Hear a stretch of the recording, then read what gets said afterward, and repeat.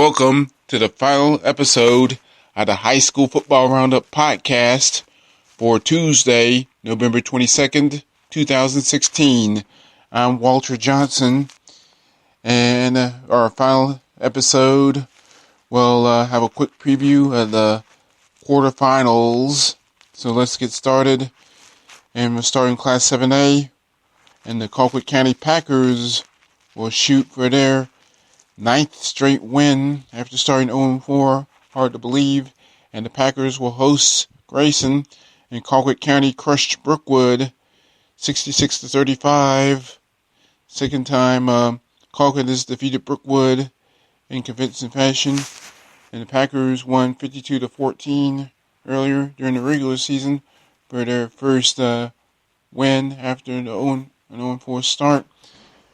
And hard to believe the Packers haven't lost since falling to 0-4 and beating Brookwood out of Snellville, Georgia. And Grayson, on the other hand, won in similarly convincing fashion over Woodstock, 57-29.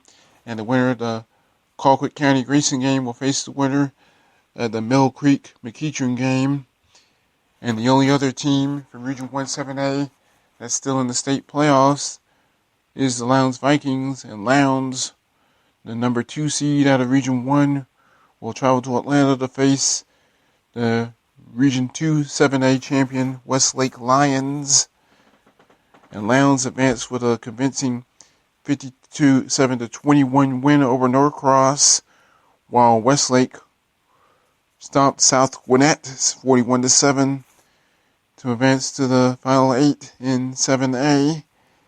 And so far, Lowndes has outscored its opponents to the tune of, get this, 149-82, 149-82, and that's the number of points that Lowndes outscored its first two opponents, Hillgrove and Norcross, by. And the winner of the Westlake and Lowndes will face the North Cobb Roswell winner. And moving on to 6A, and the Valdosta Wildcats, the number 1 ranked team in the state, rolled past Northgate out of Noonan, Georgia, 35-0, the final score. And they'll face Stevenson out of DeKalb County, also in the metro Atlanta area. Stevenson downed Decula in a huge upset, 30-6 the final score. And the number 1 seed out of Region 8, 6A, ousted. And the winner of Stevenson Valdosta will face the winner of the Dalton Alexander game, which will be played at Dalton this Friday, the day after Thanksgiving. And the only other Region 1 6A team that's in the quarterfinals, north side of Warner Robins, will travel down to Brunswick, Georgia, and down to the coast to face the Glen Academy Red Terrors. And north side advanced with a 38-10 win over Hughes, located just south of Atlanta in College Park, Georgia. And Glen Academy crushed Altoona in a rematch of last year's Class 5A state title game. And the winner of north side of Warner Robins Glen Academy will face the winner of Tucker and Mays. Battle of Atlanta area schools, so City of Atlanta and Mays, and DeKalb County and Tucker. And Mays eliminated Lee County 35-22, and Lee County led 22-8 at one point, but the Raiders from Mays scored the final 27 points of the game. Then Lee County season at 7-4 overall, and in reality should be 8-3, but because they had to forfeit that Corky Kell Classic game in Macon, and the 20, which would have been a 20-13 win over Jones County back on August 18th. And the official record is 7-4 to end the season for Lee County. And Tucker, on the other hand, eliminated Harrison of Cobb County from the 6A playoffs with a 23-7 victory. And quickly to move on to 5A. And both the Region 1 teams saw their seasons come to an end. Thomas County Central was trounced at home by Carrollton, 41-14 the final score. And the Yellow Jackets season ended in the Jackets' Nest just outside of Thomasville with an 8-3 overall record. And Buford will face Carrollton next week. And the game will be played at Buford. And as for Bainbridge, the Bearcats season ended with a 45-0 shutout rout at Rome. And Bainbridge ends the season at 5-6. And obviously not the season many the Bearcats and their fans had hoped for, but just getting to the second round, just making the playoffs, and then getting to the second round. I mean, that's an amazing accomplishment in itself. And we move on to Class 4A, and the Cairo Syrup Makers are the only Region 1 team that's still in the hunt for a state championship. And the Region 1 4A champion Syrup Makers had held a 10-0 lead over Sandy Creek. And Sandy Creek scored its only touchdown late, but couldn't get over the hump. And Cairo holds on to win 21 to make that 10-7. It's Cairo 10, Sandy Creek 7, the final score. And Cairo wins and advances to the quarterfinals in Class 4A. And they'll play host to the Jefferson Dragons out of Jefferson, Georgia, in the northeast corner of the state, well north of Athens. And Jefferson advanced to the quarterfinals with a 21-0 shutout win over West Lawrence in Middle Georgia. And since both teams are number 1 seeds, and it came down to a coin flip to see who would earn the host role. And Cairo got the nod for that. And and the winner of the Jefferson Cairo game will face the winner of the Spalding Thompson contest. And the only other Region 1 4A team that was in the state playoffs and saw their season end in heartbreak as the Tigers of Carver of Columbus fell to Versant Trinity of Atlanta. In Atlanta, 21-17 was the final score in that contest. And Carver came in as the number 2 seed out of Region 1 4A.